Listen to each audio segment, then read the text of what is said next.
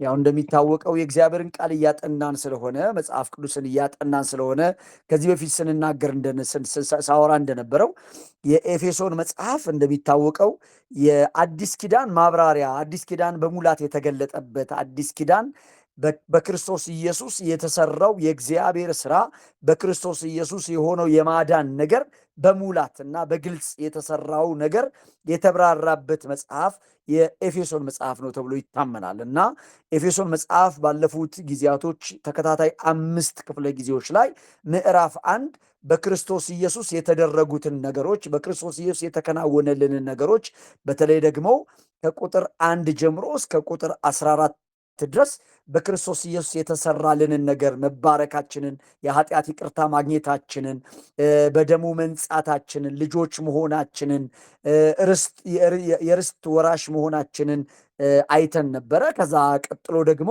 ከቁጥር 15 ጀምሮ እስከ ቁጥር 23 ደግሞ ሐዋርያው ጳውሎስ ለሚጽፍላቸው ለኤፌሶን ሰዎች የጸለየውን ጸሎት አይተን ነበረ የጨረስነው። ዛሬ ደግሞ በዚህ በምዕራፍ 2 ላይ ሐዋርያው ጳውሎስ ከምዕራፍ 2 ከቁጥር 1 ጀምሮ እስከ ቁጥር 10 ያለው ክፍል በሁለት የተከፈለ ነው። ዛሬ ግን አብረን እንደ እግዚአብሔር ቃል እንደ እግዚአብሔር ፈቃድ ባለን ጊዜ ቶሎ ቶሎ ብለን የምናየው ምዕራፍ 2 ከቁጥር 1 እስከ 3 ያለውን ክፍል፣ ምዕራፍ 2 ከቁጥር 1 እስከ 10 ያለው በሁለት የተከፈለ ነውና የመጀመሪያውን ክፍል ምዕራፍ 2 ከቁጥር 1 እስከ 3 ያለውን ክፍል አብረን እናነበውና እንጀምራለን። እንደዚህ ይላል።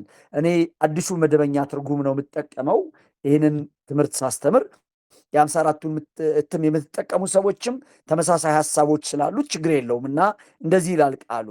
እናንተም በበደላችሁና በኃጢአታችሁ ምክንያት ሙታን ነበራችሁ፣ በዚህም የዓለምን ክፉ መንገድ ተከትላችሁ በአየር ላይ ላሉት መንፈሳውያን ኃይል ገዥ ለሆነውና አሁንም ለእግዚአብሔር በማይታዘዙት ሰዎች ላይ ለሚሰራው መንፈስ እየታዘዛችሁ ትኖሩ ነበር። እኛ ሁላችን በአንድ ወቅት የሥጋችንን ምኞት እያረካን መንገዱንም እየተከተልን በመካከላቸው እንኖር ነበር፣ እንደ ሌሎችም የቁጣ ልጆች ነበርን ይላል። እንግዲህ በዚህ በምዕራፍ 2 ከቁጥር 1 እስከ 10 ባለው ክፍል ውስጥ ሁለት ዋና ዋና ነገሮች ናቸው ተዘርዝረው ሐዋርያው ጳውሎስ ዘርዝሮ የሚያሳየን እና የመጀመሪያው ከቁጥር 1 እስከ 3 ያለው ክፍል የመጀመሪያው ሐሳብ የምንመለከተው ነገር ምንድን ነው? እኛ አስቀድመን የነበርንበትን፣ እኛ አማኞች በክርስቶስ ኢየሱስ አምነን የዘላለም ሕይወት ባለቤት የሆን ሰዎች፣ በክርስቶስ ኢየሱስ አምነን የእግዚአብሔር ልጆች የሆን ሰዎች የነበርንበትን የቀድሞ ማንነታችንን፣ አስከፊና የጠፋው ማንነታችንን ትኩረት ያደረገ ክፍል ነው ከቁጥር 1 እስከ 3 ያለው ክፍል እና በአጠቃላይ ከቁጥር 1 እስከ 3 ያለው ክፍል በኃጢአተኛው ሰው ላይ ያተኮረ ነው። ክፍሉን አሁን ሳነብ እንደሰማችሁኝ እናንተም መጽሐፍ ቅዱስን ይዛችሁ እየተከታተላችሁ ከሆነ እንደምትመለከቱት በዚህ ቁጥር 3 ቁጥሮች ላይ ቁጥር 1፣ ቁጥር 2፣ ቁጥር 3 ላይ 4 ጊዜ ሐዋርያው ጳውሎስ ነበርን የሚል ቃልን ይጠቀማል። እናንተም በበደላችሁና በኃጢአታችሁ ምክንያት ሙታን ነበራችሁ ናችሁ አይልም፣ ነበራችሁ። የነበርንበትን ነው የሚያሳየው። በፊት በክርስቶስ ኢየሱስ ከመሆናችን በፊት፣ ክርስቶስ ኢየሱስን አምነን የእግዚአብሔር ልጆች ከመሆናችን በፊት፣ የኃጢአት ይቅርታን ከማግኘታችን በፊት፣ ኢየሱስ ክርስቶስን በማመን ጽድቅን ከማግኘታችን በፊት የነበርንበትን ሕይወት ሲናገር ነበራችሁ፣ በዚህም የዓለምን ክፉ መንገድ ተከትላችሁ በአየር ላይ ላሉት መንፈሳውያን ኃይላት ገዢ ለሆነውና አሁንም ለእግዚአብሔር በማይታዘዙ ሰዎች ላይ ለሚሰራው መንፈስ እየታዘዛችሁ ትኖሩ ነበር። እኛ ሁላችን በአንድ ወቅት የሥጋችንን ምኞት እያረካን መንገዱንም እየተከተልን በመካከላችን እንኖር ነበርን፣ እንደ ሌሎችም የቁጣ ልጆች ነበርን። ሐዋርያው ጳውሎስ ባይዘው ይላችሁ የሚጽፍላቸውን ሰዎች ብቻ ሳይሆን ራሱንም ጨምሮ ነው የሚናገረው። ነበርን ነበር ነው ታሪኩ፣ የነበር ታሪክ ነው። ስለዚህ በክርስቶስ ኢየሱስ ያመናችሁ ሰዎች ይሄ ክፍል የነበርንበትን ሁኔታ የሚያሳይ ነው። በጌታ በኢየሱስ ክርስቶስ ከማመናችን በፊት ከመጽደቃችን በፊት ኢየሱስ ክርስቶስን አምነን የዘላለም ሕይወትን ከማግኘታችን በፊት የነበርንበትን ባይዘው ይላችሁ እግዚአብሔርን ለማመስገን አቅም የሚሆንን እግዚአብሔርን ለማመስገን ምክንያት ከሚሆኑን ነገሮች ውስጥ አንዱ የነበርንበትን ሁኔታ ማየት ነው። በመጽሐፍ ቅዱሳችን ውስጥ እግዚአብሔር ደግሞ ደጋግሞ ለጠራቸው የእርሱ ለሆኑ ሰዎች ከሚያሳስባቸው ነገሮች አንዳንድ ጊዜ ምስጋና ሲጠፋባቸው፣ አንዳንድ ጊዜ እግዚአብሔር ያደረገላቸው ነገር ግራ ሲገባቸው፣ አንዳንድ ጊዜ እግዚአብሔር ለነሱ ያለው ጥቅም ምን እንደሆነ ግራ ሲገባቸው፣ አንዳንድ ጊዜ ይላችሁ ምሬት ውስጥ ትክክለኛ ያልሆነ የህይወት ስርዓት ውስጥ የሱ የሆኑ ሰዎች ሲገቡ እግዚአብሔር ከሚያሳያቸው ነገር ውስጥ የት እንደነበሩ ነው የሚያሳያቸው። ለምሳሌ ዳዊትን ምን ይለዋል? ከበግ እረኝነት እንዳነሳው ተመልከት። ከየት እንደተነሳ ከየት እንደመጣ ዛሬ ንጉሥ መሆንህን አትይ። ዛሬ ከፍታ ላይ መቀመጥህን አትይ። ዛሬ የህዝብ አስተዳዳሪ መሆንህን አትይ። የነበርክበት መጀመሪያ እኔ አንተን ሳገኝ በግ እረኛ ነበርክ። መጀመሪያ እኔ አንተን ሳገኝህ ቤተሰቦች አባትህ እንኳን ለንግስና ትበቃለህ ብሎ ወደፊት ያቀረበ ሰው አልነበርክም። ማንም ያስታውስ ሰው አልነበርክም። የነበርክበት ሁኔታ ተመልከት። እስራኤልንም እግዚአብሔር አምላክ ሲጠራት አንዳንድ ጊዜ ይላችሁ ከመንገድ ስትወጣ፣ አንዳንድ ጊዜ ይላችሁ እግዚአብሔር በቃ ያደረገላት ነገር ሲጠፋት ከየት እንዳነሳውሽ በደም ተለውሰሽ እያለሽ በደም ተጨማልቀሽ እያለሽ ከየት እንዳነሳውሽ ተመልከች ይላል እና በዚህ ክፍልም ሐዋርያ ጳውሎስ እግዚአብሔር ከየት እንዳነሳን እግዚአብሔር ከየት እንዳወጣን ሃሌሉያ ክብር ለአምላካችን ለእግዚአብሔር። እግዚአብሔር ከየት እንዳነሳን እና ይሄ ከቁጥር 1 እስከ 3 ድረስ ያለው ሁኔታ በኃጢአተኛው ሰው ላይ ያተኮረ ነው።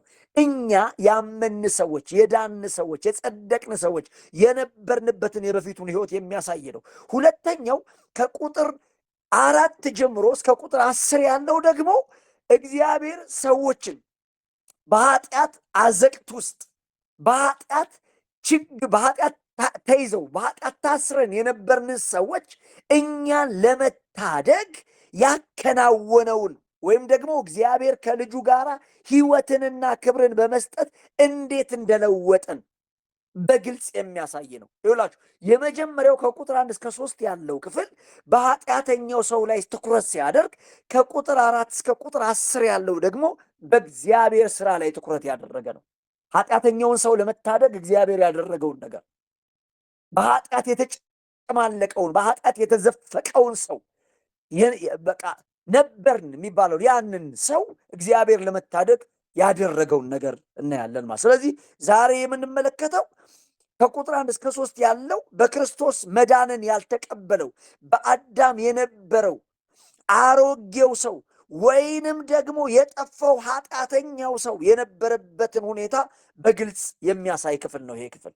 እኔና እናንተ በክርስቶስ ኢየሱስ አምነን የዘላለም ሕይወትን ያገኘን ሰዎች የነበርንበትን የቀድሞውን ማንነታችንን ያሳያል። ስለዚህ ይላችሁ ሐዋርያው ጳውሎስ ቀድሞ የነበርንበትን ወይም ደግሞ የቀድሞ ማንነታችንን የገለጸበትን መንገድ በአራት መንገድ ሲገልጸው እናያለን። እኔና እናንተ ቀድሞ የነበርንበት ሁኔታ ይውላችሁ ዛሬ ይሄን ትምህርት ስንመጣ ይሄንን ትምህርት ስናይ ይሄንን ትምህርት ስንመለከት እግዚአብሔር የምስጋና መንፈስን ያፈስልናል።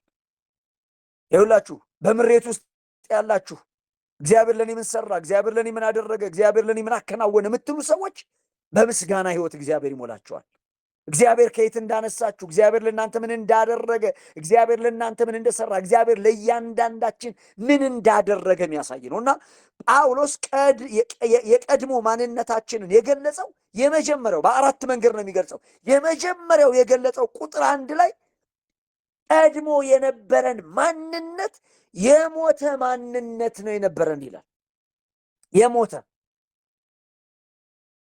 በክርስቶስ ኢየሱስ ከመሆናችን በፊት የነበርንበት ህይወት የሞተ ነበረ። ቁጥር 1 ላይ ምንድነው የሚለው? እናንተም በበደላችሁና በኃጢአታችሁ ምክንያት ሙታን ነበራችሁ። ሙታን ነበርክ። ተመስገን፣ ሙታን ነበርክ። እዚህ የምትሰሙኝ ሰዎች፣ እዚህ የምትከታተሉኝ ሰዎች፣ ይህንን መልእክት የምትሰሙ ሰዎች፣ በክርስቶስ ኢየሱስ አምናችሁ የጸደቃችሁ ሰዎች፣ በክርስቶስ ኢየሱስ አምናችሁ ነፃ የወጣችሁ የእግዚአብሔር ልጆች የሆናችሁ የዘላለም ህይወት ባለቤት የሆናችሁ ሰዎች ክርስቶስ ኢየሱስን ከማግኘታችሁ በፊት የነበራችሁበት ሁኔታ ሙታን ነበራችሁ። ይህ ሰው ይኸውላችሁ የቀድሞ ማንነታችን በመንፈሳዊ ሕይወታችን የሞተ ማለት እኮ መንፈሳዊ ነገሮችን ለመረዳት ማስተዋል የማይችል ማለት ነው።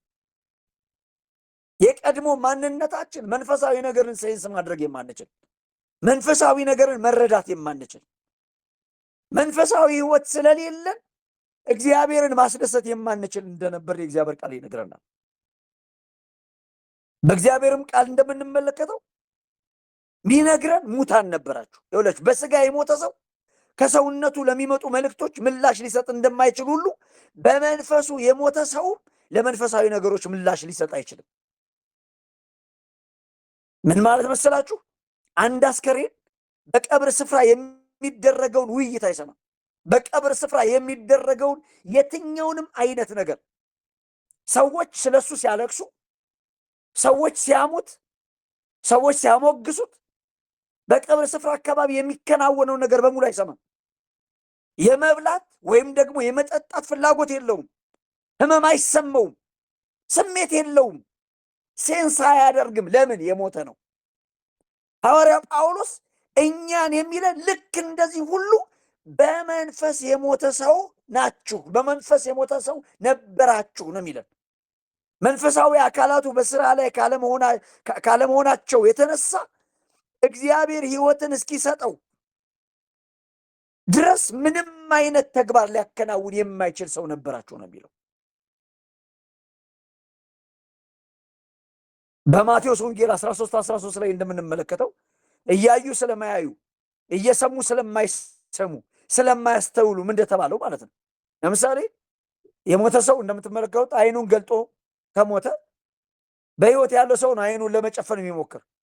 ግን አይኑ እንደገለጠ ከሞተ አይኑን ገልጧል እና አይኑ የሚያይ ነው ይመስል ግን አያይም።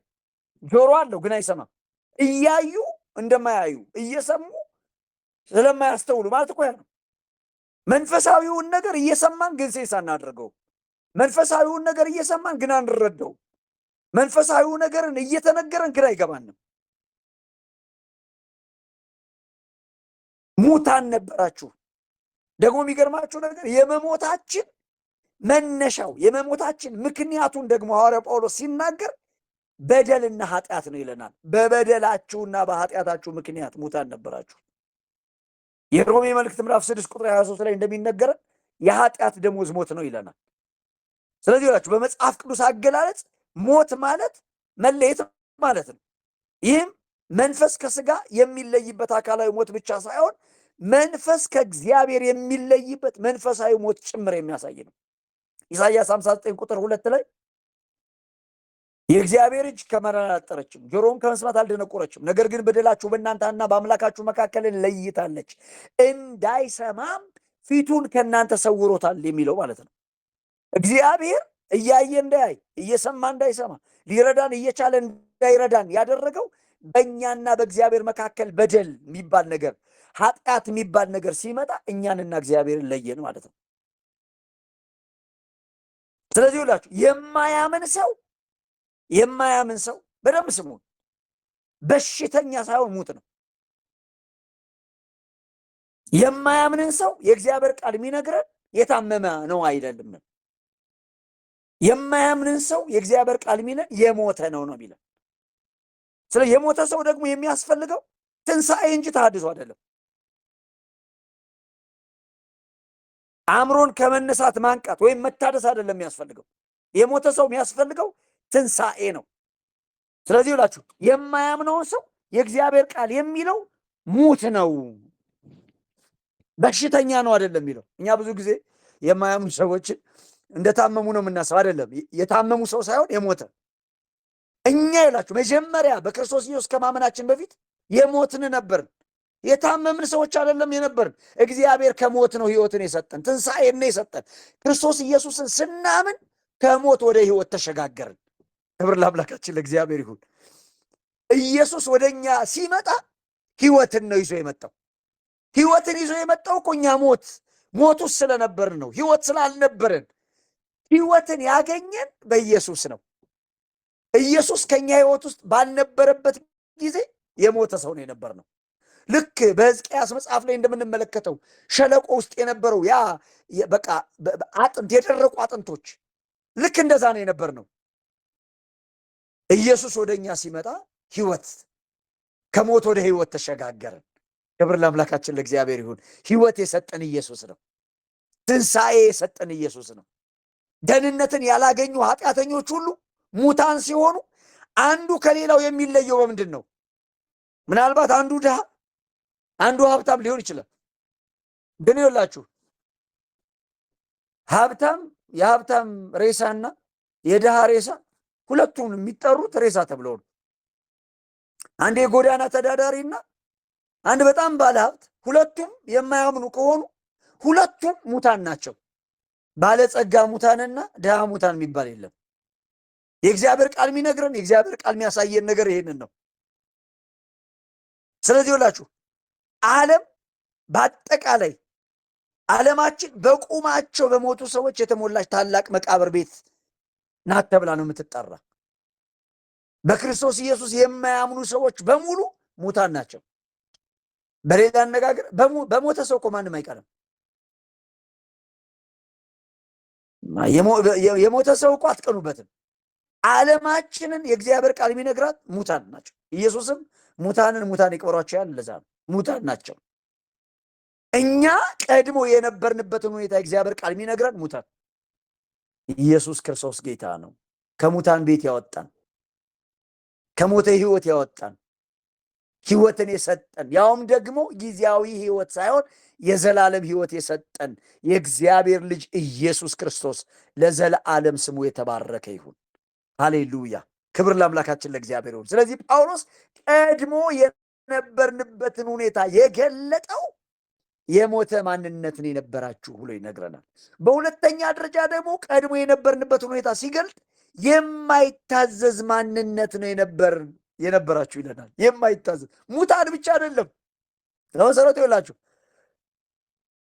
ማይታዘዝ የሚለው የመጣው ከመሞት ነው። የሞተ ሰው ማይታዘዝ ነው። ምንም ብትሉት አይታዘዝም። የሞተ ሰው እጅህን አንሳ፣ እግርህን አንሳ፣ ዞር በል፣ ሂድ ና ብትሉት አይሰማም። ለምን? የሞተ ነው።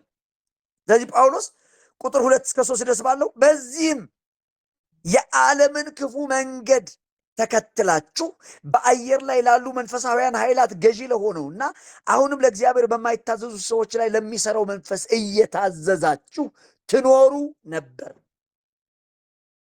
የሰው መንፈሳዊ ሞት የሚጀምረው ከዚህ ለእግዚአብሔር ፈቃድ ካለመታዘዝ ነው። እግዚአብሔር ከእርሱ በበላህ ቀን ሞትን ትሞታለህና ባለው በዘፍጥረት መጽሐፍ ላይ ስንመለከት ሰይጣን መጣና በበላህ ቀን ሞትን ትሞታለህ አለ። ሰይጣን ደግሞ ሞትን አትሞትም አለ። የመጀመሪያዎቹ ወንድና ሴት ይህንን ውሸት ባመኑ ጊዜ እግዚአብሔር ያላቸውን ሳይሆን ሰይጣን ያላቸውን ባመኑ ጊዜ ወዲያውኑ በመንፈሳቸው ሲሞቱ እንመለከታለን። የኋላ ኋላ ቆይቶ ለስጋዊ ሞት ተዳረጉ ማለት ነው። መንፈሳዊ ሞትንም ስጋዊ ሞትንም ያመጣው ኃጢአት ነው። አለመታዘዝ ሞትን አመጣ። ከዚያን ጊዜ ጀምሮ የሰው ልጆች ለእግዚአብሔር ጀርባቸውን ሰጥተው በመጓዝ ላይ ቀጠሉ ማለት ነው። ሰዎች እምቢተኞች እንዲሆኑ ያደረጋቸው ነገር ምንድን ነው ግን?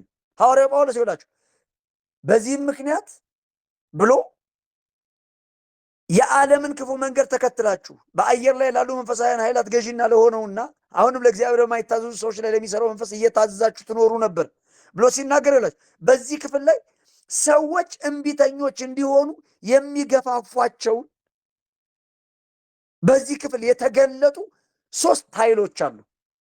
ባለመታዘዝ ሰዎች እንዲቀጥሉ የሚያደርጉ ያለመታዘዝ ምክንያት የሚሆኑ ዓለም፣ ሰይጣን ወይም ዲያብሎስና ስጋ የሚባሉ ነገሮች።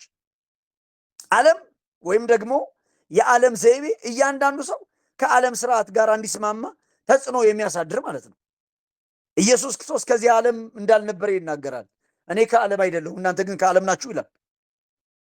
ህዝቡም እንዲሁ ኢየሱስ ክርስቶስ ከዓለም እንዳልነበረ ሁሉ ኢየሱስን የሚከተል ሰው የኢየሱስ የሆነ ሰው ሁሉ ከዚህ ዓለም አይደለም። ኢየሱስ ባይዘው ይንገራቸዋል። በዚህ ዓለም ሲስተም ከመመራት ነው ነፃ ያወጣን። ከሞት ነፃ ወጥቶ ህይወትን እንደሰጠን ሁሉ ከዚህ ዓለም ስርዓትም ነፃ ወጥቶናል። ኢየሱስ ክርስቶስ ጌታ ነው። በዚህ ዓለም ሲስተም ከመመራት፣ በዚህ ዓለም ሲስተም ከመመላለስ፣ በዚህ ዓለም ሲስተም ከመውጣት ከመግባት ኢየሱስ ነፃ ወጥቶናል። በዚህ ዓለም አይደለንም። በዚህ ዓለም ብንኖርም ግን የዚህ ዓለም አይደለንም። ደህንነትን ያላገኙ ሰዎች አውቀውም ሆነ ሳያውቁት በዚህ ዓለም እሴቶችና አመለካከቶች ቁጥጥር ስር ነው የሚኖሩት። እኛ ግን በዚህ ዓለም እሴት ውስጥ አይደለም ያለ ነው። አገራችን በሰማይ ነው። ከዛም የሚመጣን አዳኝን እናፍቃለን። ኢየሱስ ጌታ ነው። በዚህ ምድር ላይ ብንኖርም ይውላችሁ የእግዚአብሔር ቃል ቆላስይስ መጽሐፍ ላይ እንደሚናገረው ሕይወታችሁ በሰማይ ከክርስቶስ ጋር ተሰውሯልና በላይ ያለውን አስቡ እንጂ በምድር ያለውን አይደለም ይላል። በላይ ያለውን እሹ እንጂ በምድር ያለውን። ስለዚህ ይውላችሁ በላይ ያለውን በመናፈቅ፣ በላይ ያለውን በመሻት፣ በላይ ያለውን በማሰብ የምንኖር ሰዎች ነን። ሕይወታችን የሆነው ክርስቶስ ደግሞ አንድ ቀን በሚገለጥበት ጊዜ አብረን ከሱ ጋር ደግሞ ለዘላለም እንገለጣለን። ኢየሱስ ክርስቶስ ጌታ ነው። በዚህ ዓለም አይደለንም። አንዱ ጠላታችን የዚህ ዓለም ሲስተም ነው። ዓለም ብሎታል። በዚህ ዓለም ላይ ለሚሰራው መንፈስ አለቃ። ከዛ ደግሞ ቀጥሎ ደግሞ አንዱ ለእግዚአብሔር እንዳንታዘዝ የሚያደርገው ነገር ደግሞ ምንድነው ሲባል ዲያብሎስ ነው። ዲያብሎስ በዚህ ዘመን በማይታዘዙ ሰዎች መካከል አሁንም ይሰራል። ጳውሎስም እንደሚናገረው በማይታዘዙት ልጆች ላይ እንደሚሰራው መንፈስ አለቃ። ስለዚህ የማይታዘዙ ሰዎች አሁንም በሰይጣን ግዛት ውስጥ ነው ያለው። ይህ ማለት ግን ይኸውላችሁ ሰይጣን በእያንዳንዱ በማያምን ሰው ሕይወት ውስጥ ይሰራል ማለት እኮ አይደለም። ሰይጣን ፍጡር እንደመሆኑ በስፍራ የተወሰነ ነው። በሁሉም ስፍራ ከሚገኘው አምላክ በተቃራኒ ሰይጣን በአንድ ጊዜ በሁሉም ስፍራ ሊገኝ አይችልም። ነገር ግን ይኸውላችሁ የእርሱ ተባባሪ በሆኑት አጋንንትና በዓለም ስርዓት ላይ ባለው ኃይል አማካኝነት ሰይጣን በማያምኑ ሰዎች ሕይወቱ ላይ አሁንም ተጽዕኖ ያሳድራል። በሚያምኑትም ላይ ይህንኑ ለማድረግ ይሻል ሰይጣን። ጴጥሮስም ሲናገር እንደተናገረው ሰይጣን የሚውጠውን ፈልጎ እንደሚያገሳ አንበሳ በዙሪያችሁ ይዞራልና በዓለም ያሉ ወንድሞቻችሁ ያንን መከራ እንደሚቀበሉ አውቃችሁ ነው የሚለው። የማያምኑ ሰዎች ያንን መከራ፣ እኛ ግን ይላል ሊውጠን ይዞራል እንጂ ማዋጥ አይችልም። ንቁ ነው። ኢየሱስ ክርስቶስ ጌታ ነው። ሰዎችን የአመፃ ልጆች ለማድረግ ይፈልጋል ሰይጣን ዛሬ። እርሱ ራሱ ለእግዚአብሔር ታዛዥ ስላልነበረ ሌሎችም ለእግዚአብሔር እንዳይታዘዙ ለማድረግ ዛሬም ሰይጣን ይጠራል። ሰዎች እግዚአብሔር እንዳይታዘዙ ለማድረግ ሰይጣን ከሚጠቀምባቸው መሳሪያዎች አንዱ ውሸት ነው። እሱ ሐሰተኛ ደግሞም የሐሰት አባት ነው። ሐሰትን ሲናገር ከራሱ አፍልቆ ይናገራል ይላል የዮሐንስ ወንጌል ምዕራፍ 8 ቁጥር 44 ላይ ስንመለከት ሰይጣን ውሸታም ነው። በሰው ልጅ ታሪክ መጀመሪያ ላይ የሰውን ዘር ወደ ኃጢአት የሳበው ይሄው ሞትን አትሞቱም የሚለው ውሸት ነው። ዛሬ ደህንነትን ያላገኙ ስፍር ቁጥር የሌላቸው ሰዎች እግዚአብሔርን የማይታዘዙት የሰይጣን ውሸት ስለሚያምኑ ነው። አንድ ሰው ውሸትን በሚያምንበት ጊዜ የአመፅ ልጅ ይሆናል። የሚያምኑ ሰዎች እግዚአብሔር እንዳይታዘዙ የሚያነሳሳቸው ሶስተኛው ኃይል ደግሞ ስጋ ነው። ዓለም አለ፣ ሰይጣን አለ፣ ከዛ ደግሞ ስጋ አለ። ጳውሎስ ስጋ ሲል ሰውነትን ማለቱ አይደለም። እንደምናውቀው የለበስነው ቦዲ ማለቱ አይደለም። ሰውነት በራሱ ኃጢአተኛ አይደለምና ስጋ የተባለው ሰውነትንና አእምሮን በመቆጣጠር እግዚአብሔርን እንዳንታዘዝ ለማድረግ የሚጥረውና አብሮን የተወለደው የወደቀው ተፈጥሯዊ ማንነታችንን ነው ስጋ የሚለው ሐዋርያው ጳውሎስ። ኃጢአተኛ የኃጢአተኛን ባህሪ የሚያሳየው ለምንድን ነው ግን ካልን ምክንያቱ የኃጢአት ባህሪ ስላለው። ዳዊት ሲናገር እነሆ በአመፃ ተጸነስኩ እናቴን በኃጢአት ወለደችኝ ብሎ ይናገራል። መጽሐፍ ቅዱስ ይህንን የኃጢአት ባህሪ ስጋ ብሎ ይጠራዋል። እንግዲህ ደህንነትን ያላገኙ ሰዎች እግዚአብሔርን አለመታዘዙ የሚያስደንቅ አይደለም ማለት ነው። እንደዚህ ያለ ሰው የሚኖረው በዓለም በስጋና በሰይጣን ቁጥጥር ስር ላይ ነው። እነዚህ ሶስቱ የእግዚአብሔር ጠላቶች ናቸው። የእግዚአብሔር ጠላቶች ብቻ ሳይሆኑ የመንፈሳዊያን ሰዎች ጠላቶችም ጭምር ናቸው። ገላትያ መጽሐፍ ላይ እንደምንመለከተው ስጋ በመንፈስ ላይ መንፈስን በስጋ ላይ እርስ በርሳቸው ይቃወማሉና የምትወዱትን ልታደርጉ አትችሉ፣ በመንፈስ ብትመሩ ግን የስጋን ስራ አትፈጽሙም ይላል። ስለዚህ ሁላችሁ በውስጣችን የሚቃወመን በውስጣችን የሚታገለን ዛሬም አለ። ሐዋርያው ጳውሎስ የሚነግረን ይህንን ነው። የራሱን ባህሪ ሊለውጥ ወይም ዓለምንና ዲያብሎስን በራሱ ሊያሸንፍ ይህ ሰው አይችልም። ከውጭ እርዳታ ማግኘት አለበት። ይህ እርዳታ ሊመጣ የሚችለው ደግሞ ከእግዚአብሔር ብቻ ነው። ጳውሎስ የሚነግረን ሙታን ነበራችሁ፣ የማትታዘዙ ነበራችሁ። ምን ማለት ነው? የማንታዘዝ ማለት እኮ ለመንፈሳዊ ነገር አክቲቮች አልነበርም።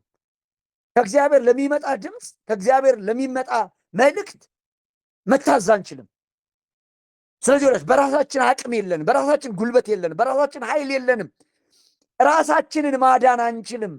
ከውጭ የሚመጣ እርዳታ ካላገኘን ራሳችንን ማዳን አንችልም። ይሄ እርዳታ ደግሞ የሚመጣው ከእግዚአብሔር ነው።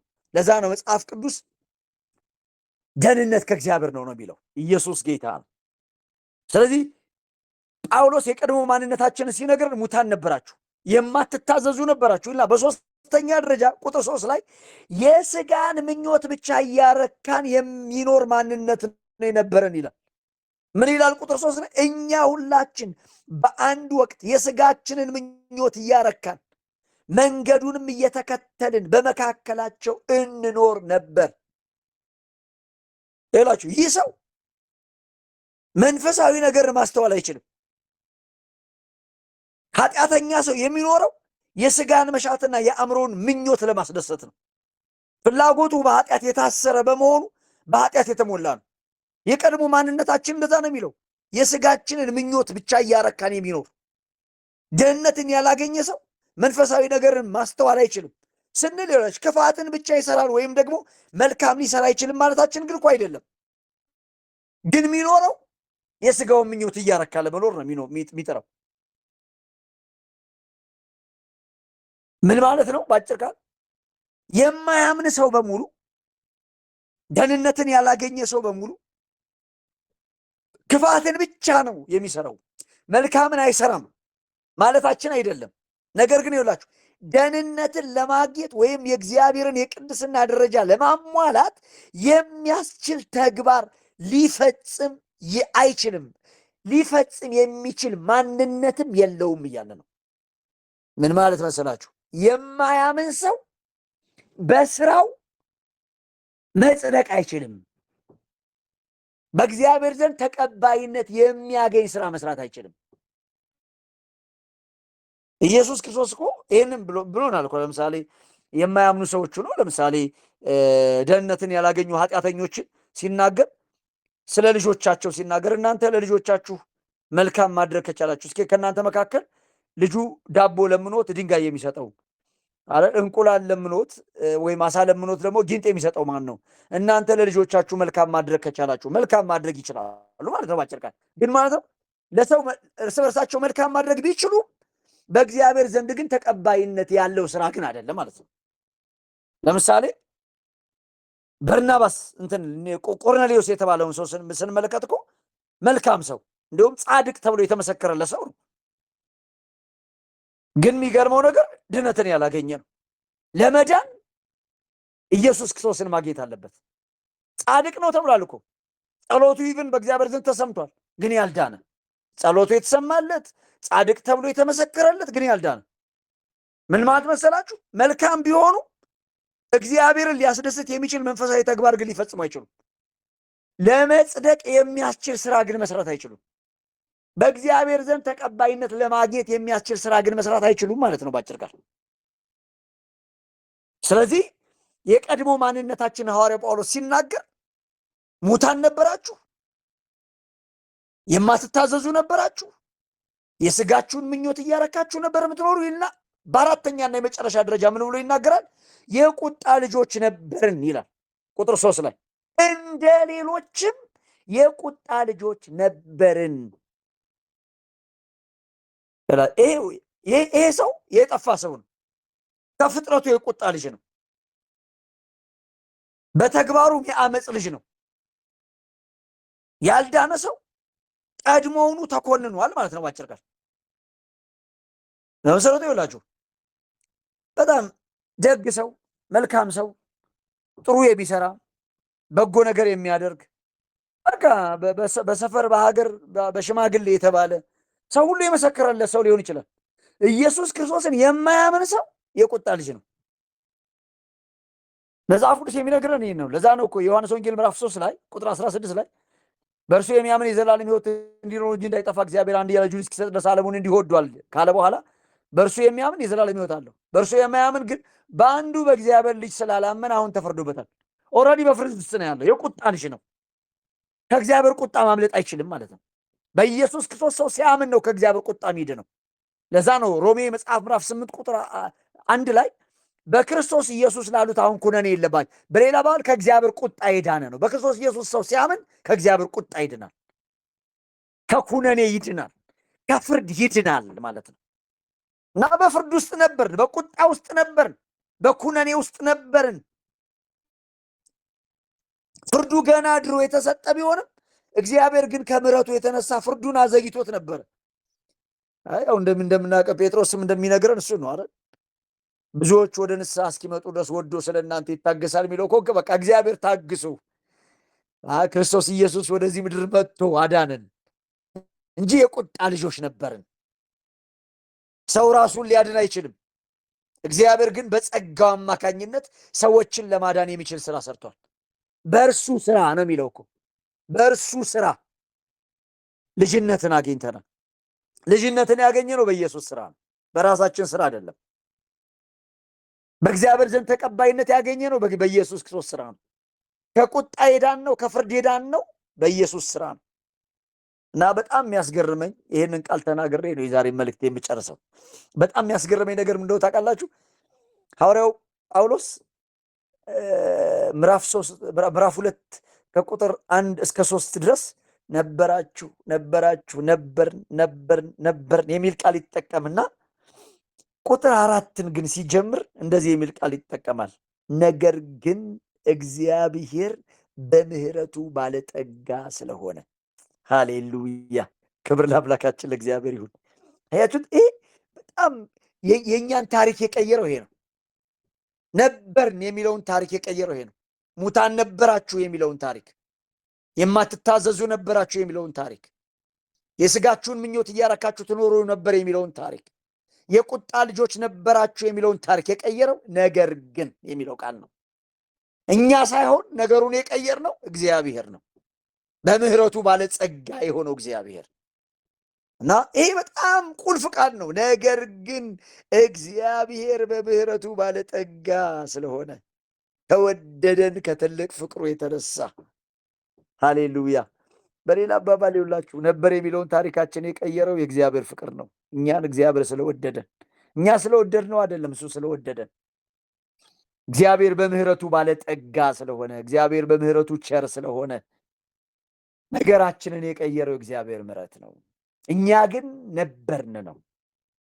ስለዚህ ወገኖች ዛሬ እግዚአብሔርን ከምን እንዳነሳን ከየት እንዳነሳን እያሰብን እግዚአብሔርን ልናመሰግነው ይገባል። በቃ የረሳችሁ ሰዎች፣ እግዚአብሔር ያደረገላችሁ ነገር ጠፍቷችሁ፣ እግዚአብሔር ያደረገልን ነገር ረስተን፣ እግዚአብሔር ያደረገልን ነገር ቀሎብን፣ ለእኔ ምን ሰራህ፣ ለእኔ ምን አደረክ የምንል ሰዎች እግዚአብሔር ይውላችሁ። ለዛ ነው የእግዚአብሔር ቃል ለአንድ ልጁ ሳይራራ ስለኛ አሳልፎ ከሰጠን ሌላውንም ይላል። የእግዚአብሔር የመጨረሻ ስጦታው ኢየሱስ ነው። ኢየሱስን ሰጠን። ከሙታን ሰፈር ከሙታን ሕይወት አወጣን። ካለመታዘዝ አወጣን።